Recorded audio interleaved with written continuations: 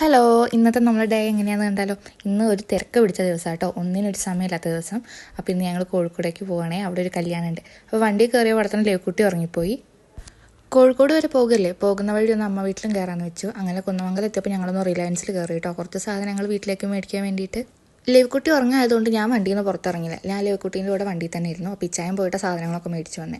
ചൂടായത് കാരണം ഐസ്ക്രീം മേടിച്ചു. പറഞ്ഞറിയിക്കാൻ പറ്റാത്ത ചൂടാണ്. വയനാട്ടിൽ നിന്ന് വന്നുകൊണ്ടാണോ അറിയില്ല, പിടിച്ചു നിൽക്കാനേ പറ്റുന്നില്ല. അങ്ങനെ ആദ്യം ഒരു ഐസ്ക്രീം കഴിച്ചു, എന്നിട്ടും ഒരു തണുപ്പ് വരാത്തതുകൊണ്ട് രണ്ടാമതും മേടിച്ച് കഴിച്ചു.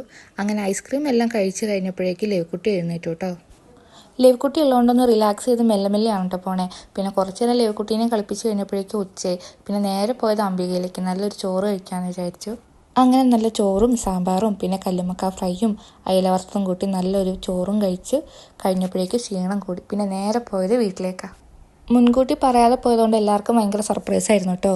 പിള്ളേർക്കൊക്കെ ഭയങ്കര സന്തോഷമായിരുന്നു. അങ്ങനെ ലേവ്ക്കുട്ടി പിള്ളേരോടും കുറച്ച് നേരം ഇരുന്ന് കളിച്ച് ആ സമയം കൊണ്ട് ഞങ്ങൾ വേഗം പോയി ഫ്രഷായി ഡ്രസ്സൊക്കെ മാറ്റി വന്നു കേട്ടോ. സമയം ഒരുപാട് വൈകി. ഫ്രഷായി കഴിഞ്ഞപ്പോഴേക്കും ഒന്നുകൂടി വൈകി. അങ്ങനെ എല്ലാവരോടും യാത്ര പറഞ്ഞ് അവിടെ നിന്ന് ഇറങ്ങി. ഇനി നേരെ പോകുന്നത് എൻഗേജ്മെൻറ്റ് നടക്കുന്ന പള്ളിയിലേക്കാണ്. ഞങ്ങൾ അവിടെ എത്തിയപ്പോഴേക്കും അവിടെ എൻഗേജ്മെൻറ്റ് കഴിഞ്ഞ് എല്ലാവരും റിസോർട്ടിലേക്ക് പോയി. റിസോർട്ടിൽ വെച്ചിട്ടായിരുന്നു റിസപ്ഷൻ.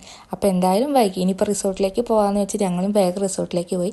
റിസോർട്ടിലെത്തിയപ്പോൾ അവിടെ റിസപ്ഷൻ്റെ കാര്യങ്ങളൊക്കെ തുടങ്ങുന്നേ ഉള്ളൂ.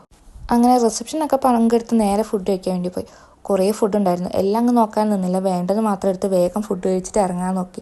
കാരണം തിരിച്ച് നമുക്ക് വയനാട് വരെ എത്തണം. അപ്പോൾ എല്ലാവരോടും യാത്ര പറഞ്ഞ് പെട്ടെന്ന് ഞങ്ങൾ അവിടെ നിന്ന് ഇറങ്ങിട്ടോ. അപ്പോൾ ഇന്നത്തെ വീഡിയോ ഇത്രയേ ഉള്ളൂ. എല്ലാവർക്കും കണ്ട് ഇഷ്ടമാവുകയാണെങ്കിൽ ലൈക്ക് ചെയ്യുക. അതിൻ്റെ കൂടെ സബ്സ്ക്രൈബ് ചെയ്ത് സപ്പോർട്ട് ചെയ്യാൻ മറക്കല്ലേ.